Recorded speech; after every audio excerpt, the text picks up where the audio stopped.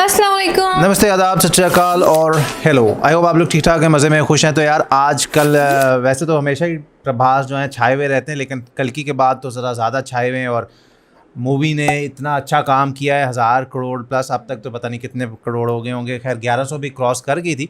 तो आज की जो हमारी वीडियो है वो प्रभास के ऊपर ही है, यानी डार्लिंग प्रभास पे। आने वाली जो इनकी फिल्म्स हैं वो भी बहुत लाजवाब होंगी। एक तो संदीप रेड्डी वांगा के साथ स्पिरिट है, और भी एक राजा साहब जो इनकी हॉरर कॉमेडी रोमांस, हाँ उसका भी हमने देखा था अभी पिछले दिनों। उसका बहुत इंतजार है। हाँ तो वो भी है, पैन इंडिया फिल्म है वो। और उसके अलावा आज इन्हीं पे हम बात करने जा रहे हैं, is Prabhas stardom really bigger than Khans now. तो बेसिकली ये जो वीडियो है इसमें हम तो सिर्फ इसको देखने के लिए देख रहे हैं, हम किसी को भी आपको बता रहे हैं, कंपेयर नहीं कर रहे, किसी को भी नीचा नहीं दिखा रहे, सिर्फ वीडियो देखेंगे और अपनी राय आपके सामने रख देंगे। तो देखते हैं। यूनिक राजन आइकॉन चैनल से हमारे पास ये वीडियो, इनके चैनल का नाम, वीडियो का लिंक आपको मिलेगा हमारे डिस्क्रिप्शन बॉक्स में। देखने के बाद करेंगे discussion. Stay with us.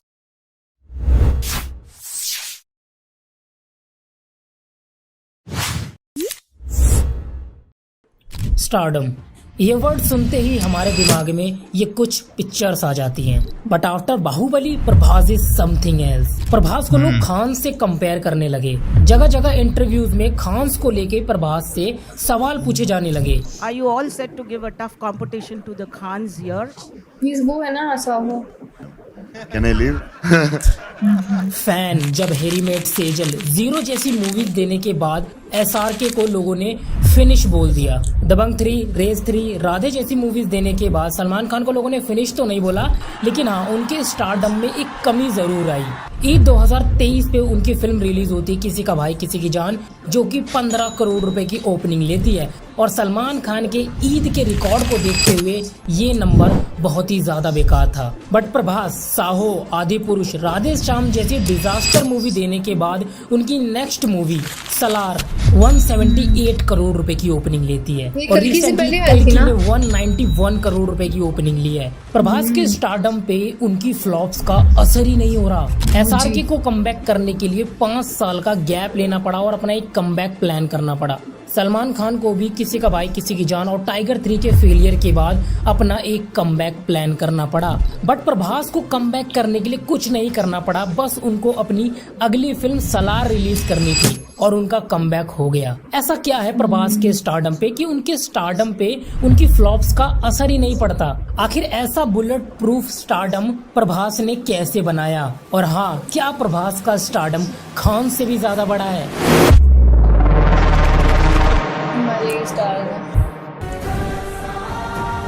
Most dominating stardom.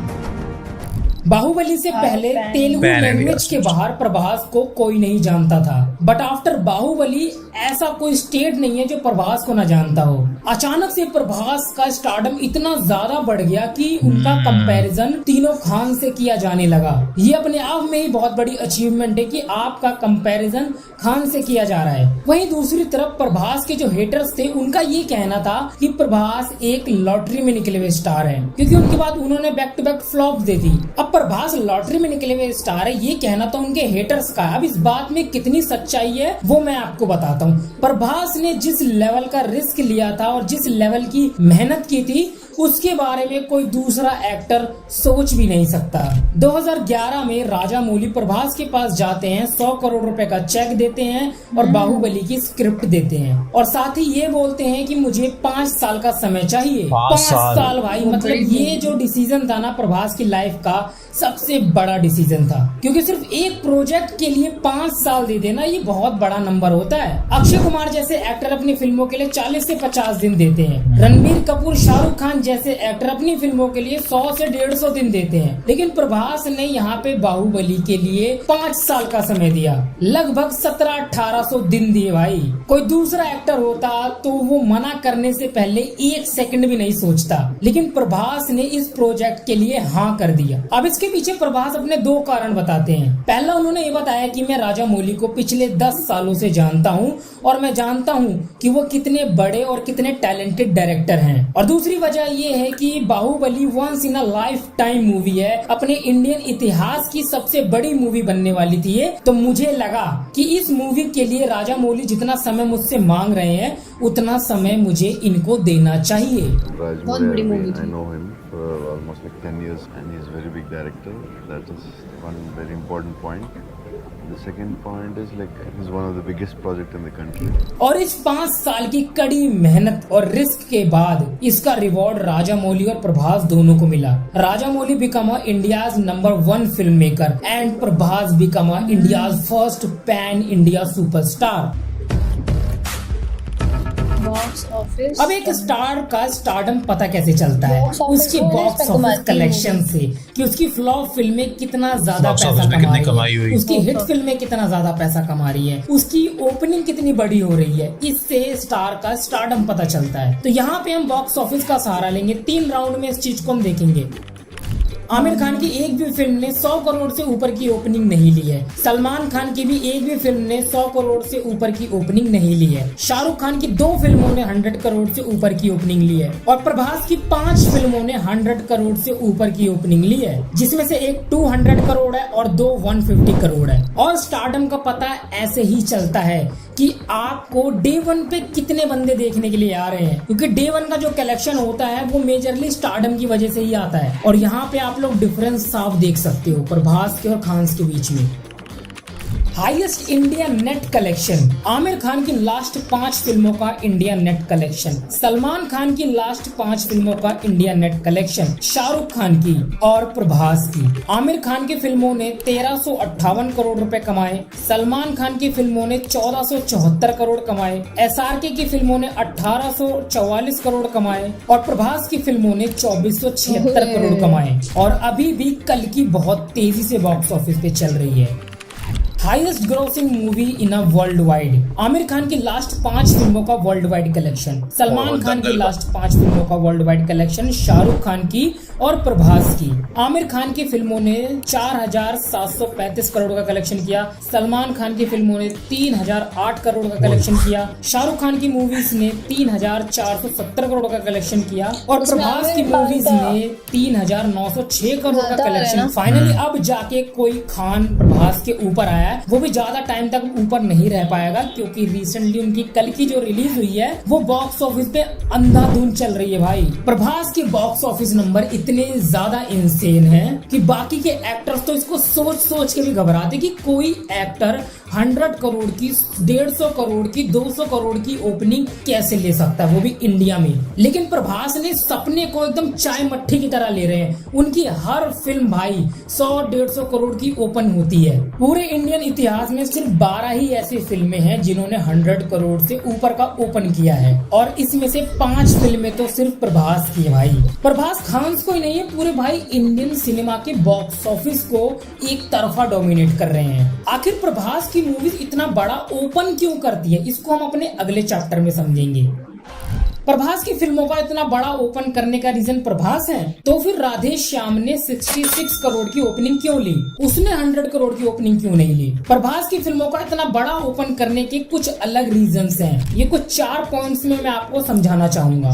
Choice of movies, Saho एक एक्शन थ्रिलर, राधे श्याम एक लव स्टोरी, आदि पुरुष एक साइंस फिक्शन, सलार एक मास मसाला, कल्कि एक डिस्टोपियन, स्पिरिट एक कॉप 18+, राजा साहब हॉरर कॉमेडी, सलार 2 अगेन मास मसाला। अभी तक बंदे ने 2 फिल्में ऐसी नहीं की है जो एक जैसी हो, एक पैटर्न पे बनी हो। सारी की सारी फिल्में डिफरेंट है भाई। बंदा एक्सपेरिमेंट पे एक्सपेरिमेंट किए जा रहा है, पब्लिक को कुछ नया दिखाने के लिए ट्राई किए जा रहा है। कभी साहो से, कभी राधे श्याम से, कभी आदि पुरुष से, तो कभी सलार से, तो कभी कल्कि से। लेकिन हर बार प्रभास फेल हुए, लेकिन इस बार कल्कि से वो पास हो गए, उनका पंच लैंड कर गया। प्रभास हर बार कुछ नया लेकर आते हैं, कोई नई स्टोरी लेकर आते हैं, इसीलिए पब्लिक हर बार प्रभास को मौका देती है, हर बार उनकी फिल्मों का टिकट खरीद के डे 1 पे देखने के लिए जाती है, और जिसकी वजह से ही उनका जो डे 1 का कलेक्शन है इतना हाई आता है, इतनी फ्लॉप्स देने के बाद भी। सेकंड है हाई प्रोडक्शन वैल्यू। प्रभास की मूवीज की जो प्रोडक्शन क्वालिटीज होती है ना, वो काफी ज्यादा हैवी होती है। इसके अंदर आपको विजुअल इफेक्ट्स देखने को मिलेंगे, बड़े बड़े एक्शन सीन देखने को मिलेंगे, मूवी की जो प्रेजेंटेशन होती है वो काफी कमाल की होती है, मूवी को काफी बड़े स्केल पे बनाया जाता है जो कि काफी इम्प्रेसिव होता है, और इसी की वजह से ऑडियंस को एक इमर्सिव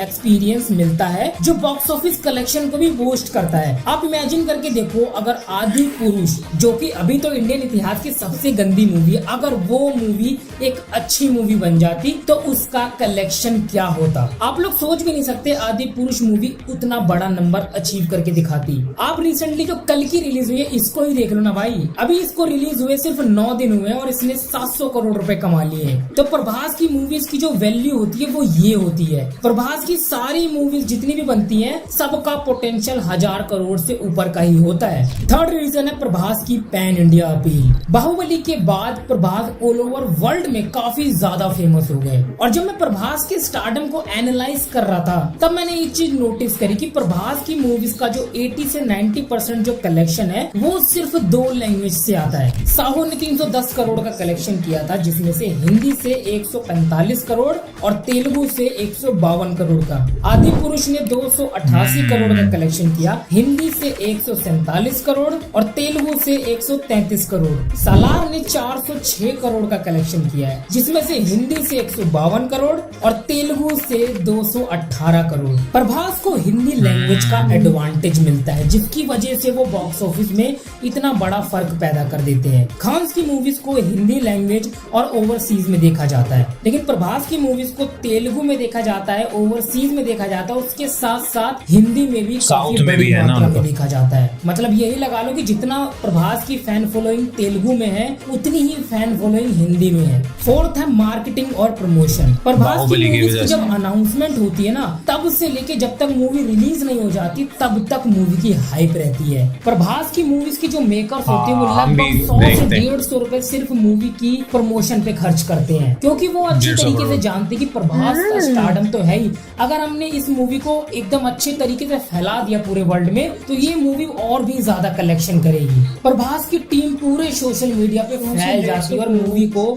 अच्छे तरीके से प्रमोट करती है। मूवीज का ट्रेलर लॉन्च इवेंट कराया जाता है, म्यूजिक लॉन्च इवेंट कराया जाता है, मल्टीपल्स इंटरव्यू दिए जाते हैं, सोशल मीडिया कैंपेन चलाए जाते हैं, एडवर्टाइजमेंट होती है और मूवी को लगभग 8 से 10 हजार की स्क्रीन पे रिलीज किया जाता है। इंडिया में सिर्फ प्रभास ही ऐसे हैं जिनकी मूवीज को 8 से 10 हजार स्क्रीन पे रिलीज किया जाता है। खान्स की मूवीज को भी इतने बड़े नंबर्स की स्क्रीन पे रिलीज नहीं किया जाता। ये कुछ रीजन थे जिसकी वजह से प्रभास की मूवीज इतना बड़ा ओपन करती है। Why flops do not affect Prabhas? अब प्रभास की मूवीज पे फ्लॉप्स का असर क्यों नहीं पड़ता? अब देखो यार, जब एक एक्टर की फिल्म बड़ी हिट होती है ना, तो उसके बाद अगर वो 2-3 फिल्में फ्लॉप भी दे दे तो उसका काम चल जाता है, उसके स्टारडम पे उतना फर्क नहीं पड़ता। एग्जांपल के लिए आप शाहरुख खान को ले लो, उन्होंने जो 2023 में किया है उसके बाद अगर कुछ फ्लॉप्स भी दे देंगे वो, तो उनका काम चल जाएगा, उनके स्टारडम पे उतना फर्क नहीं पड़ेगा। और प्रभास ने तो भाई इंडिया के इतिहास की सबसे बड़ी मूवी दी है बाहुबली। अगर इस हिसाब से देखें तो प्रभास को तो 6-7 फ्लॉप्स की छूट मिलनी चाहिए, और अभी तक प्रभास ने सिर्फ 2 ही 3 फ्लॉप्स दी है, क्योंकि सलार ने उनके अच्छा पैसा कमाया और कल्कि ने उनका कमबैक करा दिया है। और अब वैसे भी प्रभास का अच्छा टाइम स्टार्ट हो चुका है। सलार ने 600 करोड़ कमाया, कल्कि अभी 1000 करोड़ डेफिनेटली क्रॉस करने वाली है। नेक्स्ट मूवी उनकी जो संदीप रेड्डी वांगा के साथ है वो ऑलरेडी 1000 करोड़ जाएगी भाई, इसकी गारंटी तो मैं खुद लेता हूँ। बाहुबली का इम्पैक्ट काफी ज्यादा था भाई, इन 2-3 फिल्मों की वजह से प्रभास का कुछ नहीं उखड़ने वाला भाई, और ये चीज हमने देख भी ली है। और इस बात को प्रोडक्शन हाउस भी अच्छी तरीके से जानते, तभी वो प्रभास के फेल होने के बाद भी लगातार 500-600 करोड़ रुपए प्रभास पे इन्वेस्ट कर रहे हैं, क्योंकि वो अच्छी तरीके से जानते हैं प्रभास के स्टारडम को और प्रभास के टैलेंट को भी। एक SS राजामौली जैसा डायरेक्टर उनको गॉड जैसा प्रेजेंट कर सकता है, वहीं दूसरी तरफ ओम राउत जैसा डायरेक्टर उनको एक जोकर बना सकता है। तो इस बात से ऑडियंस भी वाकिफ है और प्रोडक्शन हाउस भी वाकिफ है। Humble and down to earth. Prabhas बहुत ही हम्बल है, एक सिंपलिसिटी और उनकी जो डाउन टू अर्थ वाली जो इमेज है वो उनके स्टारडम को बढ़ाने में काफी हेल्प करती है। वो कहते हैं ना कि पैसा और पावर इंसान की असली औकात बाहर लाता है, लेकिन इतना बड़ा स्टारडम पाने के बाद भी प्रभास के अंदर 1% भी ईगो नहीं है। और अगर आप प्रभास को देखोगे ना तो आपको ऐसा बिल्कुल भी नहीं लगेगा कि ये आदमी डाउन टू अर्थ बनने की या हम्बल बनने की कोशिश कर रहा है। ऐसा लगता है कि यार ये इंसान है ही ऐसा। मीडिया इंटरेक्शन प्रभास बिल्कुल नहीं करते, सिर्फ जब फिल्म रिलीज होती है तभी वो बाहर निकलते हैं अपनी मूवी को प्रमोट करने के लिए, उसके बाद बंदा गायब हो जाता है। साउथ के इंटरव्यूज में तो प्रभास फिर भी थोड़ा बहुत बोल जाते हैं, लेकिन हिंदी के इंटरव्यूज में वो बिल्कुल भी नहीं बोल पाते भाई, बहुत ही कम बोलते हैं। प्रभास की करियर की सबसे लॉन्गेस्ट स्पीच सुनाने वाला हूँ आपको, ध्यान से सुनना, बहुत लंबी है। Introvert. Thanks a lot, and thanks a lot. भाई ये तो शुरू ऐसे होते सजोली भी देखो वैसे यार, होती है। स्टार्टअप जब बनता है ना तो उसके पीछे उस बंदे की पर्सनल इमेज भी होती है। एग्जाम्पल के लिए आप सलमान खान को ले लो, पूरी दुनिया जानती है कि सलमान खान को गुस्सा जल्दी आ जाता है और उस गुस्से के अंदर ये कुछ भी कर देते हैं, लेकिन पब्लिक ये भी अच्छे तरीके से जानती है कि ये कोई नया नहीं है सलमान खान के साथ। सलमान खान शुरू से ही ऐसे हैं, शुरू से ही उनको गुस्सा आता है। ऐसा नहीं है कि उनकी जब फिल्में हिट हो रही थी तो वो बड़े हो गए तब जाके उनका गुस्सा भी बढ़ गया। सलमान खान शुरू से ही वैसे हैं, इसीलिए ऑडियंस सलमान खान को भी समझती है, क्योंकि भाई होता है कोई किसी का गुस्सा ज्यादा होता है, किसी का गुस्सा कम होता है, कोई ज्यादा बोलता है, कोई बहुत कम बोलता है। तो एक स्टारडम के पीछे इंसान की पर्सनल इमेज का भी काफी मैटर होता है। पृथ्वीराज सुकुमारन ने तो इतनी बड़ी बात बोल दी थी प्रभास के लिए कि प्रभास शायद से अनजान है अपने स्टारडम को लेकर। Doesn't seem to be aware of his stardom. You know, he. I don't think he knows how big he is. Baahubali के बाद प्रभास खान के लेवल तक पहुंच चुके हैं, इस बात में कोई दो राय नहीं है भाई। लेकिन ये कह देना कि प्रभास खान से भी ज्यादा बड़े हैं तो ये काफी ज्यादा गलत होगा। प्रभास खान के लेवल तक पहुंच चुके हैं लेकिन उनसे ऊपर अभी भी नहीं गए हैं, और ये बहुत ही कॉम्प्लिकेटिव आंसर भाई, इसको बताना बहुत मुश्किल है कि खान बड़े हैं या प्रभास बड़े हैं। चलो इसका आंसर मैं आप लोगों पे छोड़ता हूँ कि प्रभास बड़े हैं या खान बड़े हैं, लेकिन मैं इतना जरूर जानता हूँ कि दोनों के दोनों सिर्फ एक ही काम कर रहे हैं, खान और प्रभास, इंडियन सिनेमा को आगे ले जाने का काम। और हमारे लिए प्रभास भी जरूरी है और खान भी जरूरी है। और वैसे भी पेंडेमिक के बाद ना दोस्तों जो प्लेटफॉर्म है ना वो इक्वल हो चुका है। KGF 2 से यश भी आ चुके हैं, पुष्पा 2 के बाद अल्लू अर्जुन भी एक पैन इंडिया अपील ले लेंगे, RRR से NTR रामचरण आ चुके हैं, एनिमल से रणबीर कपूर भी मार्केट में आ चुके हैं, और तीनों खान्स तो हैं ही। तो प्रभास को टक्कर देने के लिए बहुत एक्टर्स हैं, तो ये कह देना कि प्रभास एक तरफा डोमिनेट करेंगे ये काफी गलत होगा। बाकी ये जो वीडियो था ना ये दोस्तों बस एक एंटरटेनमेंट पर्पस के लिए था, मस्ती मजाक के लिए था। आपको वीडियो कैसा लगा कमेंट में ओके, बहुत अच्छी बात इन्होंने की एंड पे, कि एंटरटेनमेंट पर्पस के लिए था, और इन्होंने एंड में ये भी बोला कि प्रभास को खान से बड़ा कह देना ये भी गलत है। अच्छा, प्रभास ना इसलिए कंपैरिजन नहीं बनता कि देखो सब अपनी अपनी जगह पे अपना काम करे, जैसे उन्होंने कहा कि प्रभास भी जरूरी है और खान भी जरूरी है। प्रभास की जगह कोई और नहीं ले सकता और किसी भी खान की जगह कोई और नहीं ले सकता। खान सलमान खान है, उनकी अपनी पहचान है, उनकी अपनी फैन फॉलोइंग है। शाहरुख खान है, आमिर खान है, और प्रभास डार्लिंग प्रभास है। और इन्होंने जो बात की कि प्रभास ने 5 साल अपनी लाइफ के बाहुबली बहुत को दे बड़ा दिए फैसला होता है, लेकिन प्रभास ने कहा था मुझे पता था राजा मौली कैसे डायरेक्टर हैं और किस तरह की ये फिल्म बनने वाली है, तो 5 साल प्रभास ने और कोई फिल्म ही और नहीं फिर की। उनको उसका फल भी फल ऐसा मिला कि इंडियन सिनेमा की हिस्ट्री की सबसे बड़ी फिल्म 1 भी 2 भी।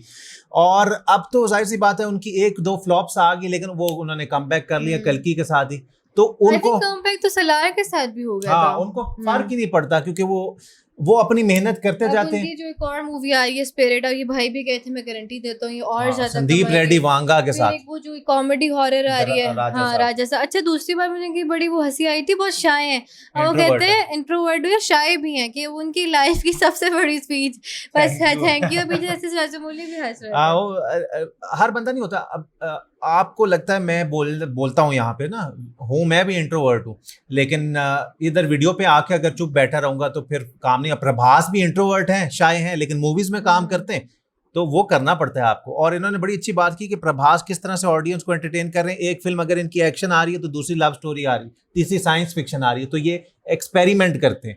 बाकी ये डाउन टू अर्थ है, और जो उन्होंने बीच में फिगर्स बताए कि उनकी इतनी ओपनिंग, उनकी इतनी ओपनिंग, मेरे ख्याल से वो खैर इतना फ़र्क नहीं पड़ता। बस ये है कि सब मेहनत करते रहें, कुछ डिफरेंट लाते रहें तो सभी ऊपर जाते रहेंगे। लेकिन प्रभास ने हाँ क्या किया कि एक मूवी पे इतना टाइम दिया कि उसके बाद से वो इंडियन ऑडियंस में भी जाने गए, पूरी दुनिया में जाने गए। और अब वो बता रहे हैं कि उनको बाकी खान्स को जो है इंडियन ऑडियंस से कमाई वो उनकी मूवी करती है या ओवरसीज से, लेकिन प्रभास की तेलुगु ऑडियंस भी देखने आती है और हिंदी वाली ऑडियंस भी आती है, तो ये भी उनको एक प्लस फैक्टर है। फिर एंड में रॉकी भाई भी आए थे। हाँ, सलाम रॉकी भाई आए एंड में, उन्होंने उनका केजीएफ का जिक्र किया कि वो भी पैन इंडिया हो गया। रणबीर कपूर की एनिमल बहुत हिट हो गई, एनिमल भी हर जबान में गई, रणबीर कपूर को भी जानने लग गए लोग दूसरी लैंग्वेजेस में, और पुष्पा 2 भी आ रही है। तो यार आप बताइए प्रभास के बारे में क्या कहना चाहेंगे? काफी लोग कमेंट सेक्शन में आ जाएंगे भाई तुम लोगों ने कंपैरिजन के लिए वीडियो देखी, तो हम पहले बताते हैं कंपैरिजन इसमें बनता ना है, हमने किया है ना इन भाई ने किया। इन्होंने एंड में भी बोला यार ये वीडियो एंटरटेनमेंट पर्पस के लिए, ठीक है, तो किसी का कंपैरिजन नहीं है, सबकी अपनी अपनी जगह और हम सबसे प्यार करते हैं। So that's it. रिएक्शन अगर अच्छा लगा तो लाइक शेयर सब्सक्राइब, और हमारे ब्लॉग्स में जाके यार लाइक करो, शेयर करो, सब्सक्राइब करो, बिल्कुल फ्री है। उसमें आपको बड़े मजे मजे के ब्लॉग्स देखने को मिलेंगे। और इंस्टाग्राम पे फॉलो करना मत भूलना फॉर लेटेस्ट फोटोज और अपडेट्स के लिए। इसी तरह हम आपके लिए लाएंगे new and different reactions daily. तब तक के लिए रखिएगा अपना ढेर सारा ख्याल।